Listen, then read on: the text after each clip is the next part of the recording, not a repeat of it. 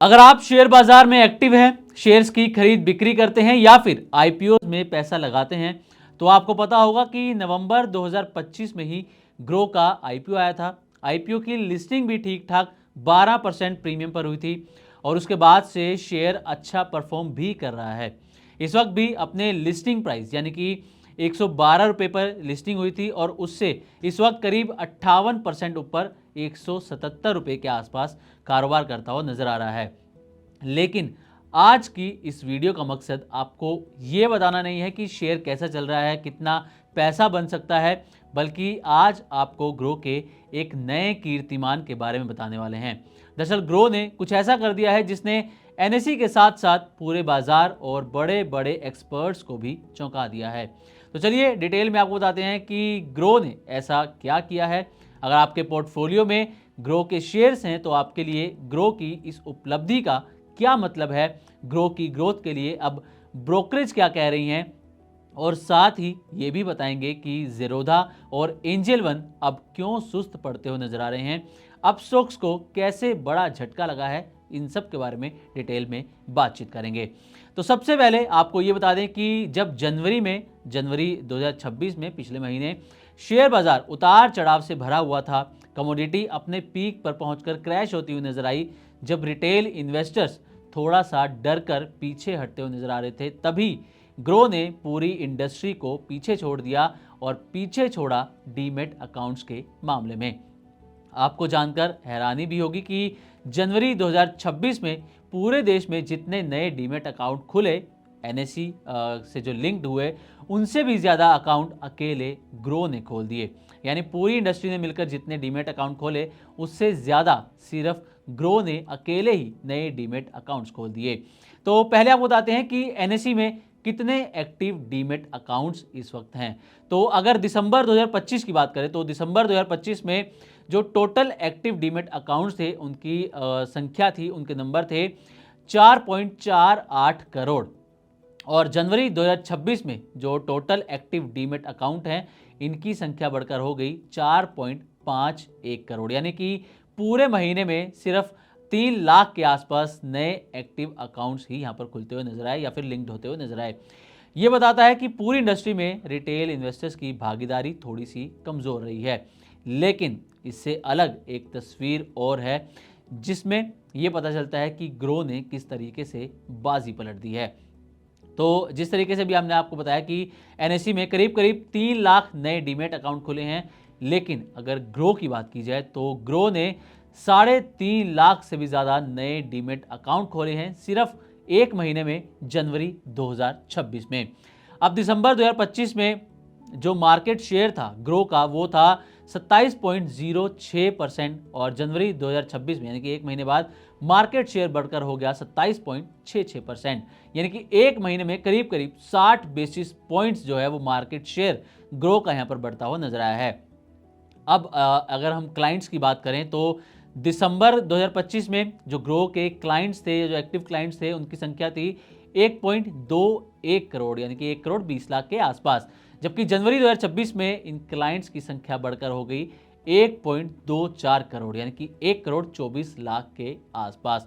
और अगर active clients के हिसाब से देखें तो ग्रो जो है वो सबसे बड़ी ब्रोकरेज फर्म यहाँ पर बनती हुई नजर आई है।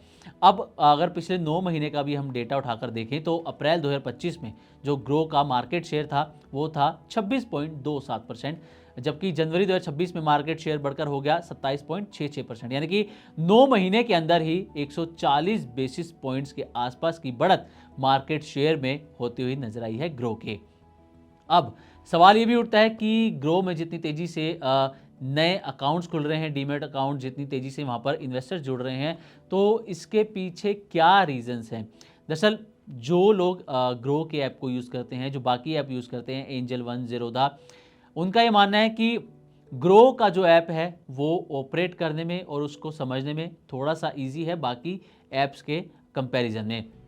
और नए इन्वेस्टर्स के लिए जो है ग्रो में जो ऑनबोर्डिंग प्रोसेस है कहा जाता है कि वो काफ़ी इजी है, ज़्यादा दिक्कतों का सामना उसमें नहीं करना पड़ता और एक ही ऐप में म्यूचुअल फंड, स्टॉक्स, आईपीओ सब कुछ मिल जाता है। हालांकि बाकी ऐप्स में भी ऐसा ही है कि आपको एक ही प्लेटफॉर्म पर सब कुछ मिल जाता है और ग्रो में भी यही है, लेकिन जो ग्रो को यूज़ करते हैं, जो इसके यूज़र्स हैं, वो कहते हैं कि ग्रो यूज़ करने में ज़्यादा ईजी है। साथ ही कई सेगमेंट में ग्रो जो है वो लो या फिर ज़ीरो ब्रोकरेज भी चार्ज करता है और यही वजह है कि जो लोग पहली बार शेयर बाज़ार में आते हैं वो सबसे पहले ग्रो को ही यहाँ पर सिलेक्ट करते हुए नज़र आते हैं। तो अब तक हमने बात कर ली ग्रो की, अब बात करते हैं कि जो बाकी ब्रोकरेजेस हैं उनका इस वक्त क्या हाल है। तो पहले ज़ेरोधा पर नज़र डाल लेते हैं। तो ज़ेरोधा के अगर हम एक्टिव क्लाइंट्स की बात करें तो जनवरी 2026 में इनके एक्टिव क्लाइंट्स थे 68.6 लाख और अगर दिसंबर 2025 से कंपैरिजन किया जाए तो कोई भी नई बढ़त यहाँ पर होती हुई नज़र नहीं आई है एक्टिव क्लाइंट्स के मामले में, बल्कि मार्केट शेयर भी यहाँ पर घटता हुआ नज़र आया है और ये घटकर 15.20% पर पहुँचता हुआ नज़र आया है। तो ये तो होगी ज़ीरोधा की बात। अब बात करते हैं एंजल वन की। तो एंजल वन की अगर क्लाइंट्स की बात करें, दिसंबर 2025 में क्लाइंट्स थे 67.5 लाख यानी कि 67.5 लाख। जनवरी 2026 में क्लाइंट्स जो है वो घट गए 67.4 लाख हो गए और मार्केट शेयर भी इनका 14.95% पर आ गया। ये हो गई अब एंजल वन की बात। अब आईसीआईसीआई सिक्योरिटीज़, अब आईसीआईसीआई सिक्योरिटीज़ ने जनवरी 2026 में 19,000 नए क्लाइंट्स जोड़े हैं। ये नए क्लाइंट्स की संख्या भले ही कम है, लेकिन इसने जो चौथे पायदान पे पहले था अब स्टॉक्स, उसको पछाड़ दिया है। अब स्टॉक्स अब 5वें नंबर पर आ गया है और आईसीआईसीआई सिक्योरिटीज़ जो है वो चौथे नंबर पर आ गया है। इसके जो टोटल एक्टिव अकाउंट्स हैं वो 20.5 लाख के आसपास पहुंच चुके हैं।